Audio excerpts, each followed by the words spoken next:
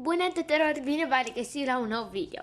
Eu sunt Are și astăzi o să vă arăt cum puteți lua loc mare la fashion contesturi. Deci haideți să începem. Prima dată apăsăm pe contesturi și ne alegem un contest, oricare vreți voi.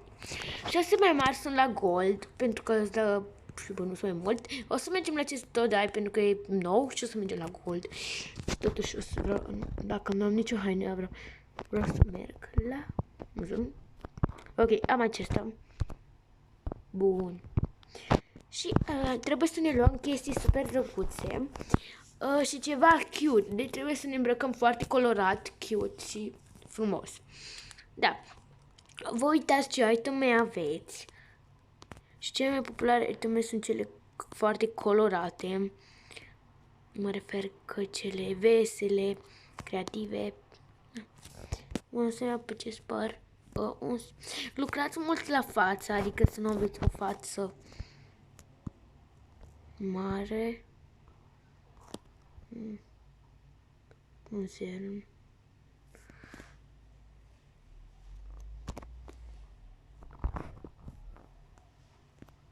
O să le fac așa, încât să fie astea super în sus. Ușor să fie mari.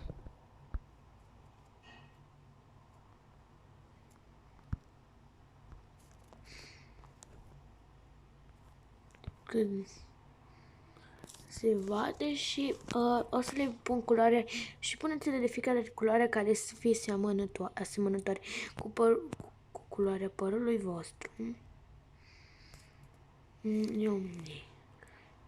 Sau neapărat eu folosesc asta deoarece nu este chiar atât vizibil.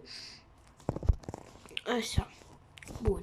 După aceea vă alegeți buzele și să aveți o culoare, nu știu cum să vezi clip, mai pastelată.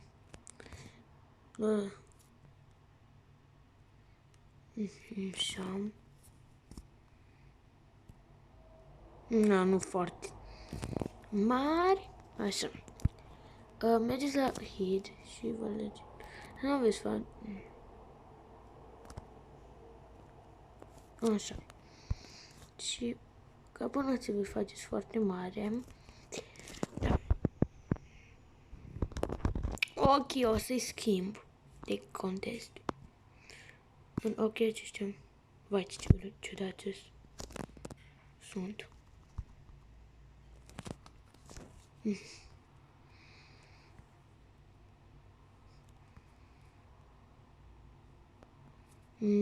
Sunt foarte creepy. Sunt.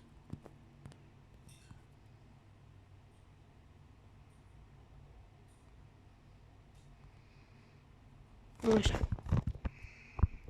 Ce fi foarte mare.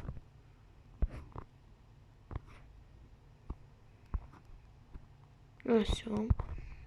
Trebuie să fiți și foarte atenți cum e fac. Așa. Este bine. Și eu vreau să-mi spun, dar este opțional, puteți să vă puneți urechile cum vreți voi. Ok, să ne punem papuci, să vedem dacă avem papuci, pentru că eu nu prea cumpăr item papuci, pentru că eu nu prea port pantofi, mai mult port papucei. Și să vedem, avem acești papucii care sunt de asemenea colorați. Ups. Da, cred că ați observat care era greșeala. Așa, căutați o poziție care să aveți voi și să-mi puneți fațele sad, să puneți fețe din astea drăguțe, cute. Alegeți dintre pozițiile astea care credeți că vi se potrivește mai bine. Vă alegeți care vă place, care credeți că este mai cute pentru voi și asta mi-mi place, asta vreau. Să vedem dacă mai avem ceva.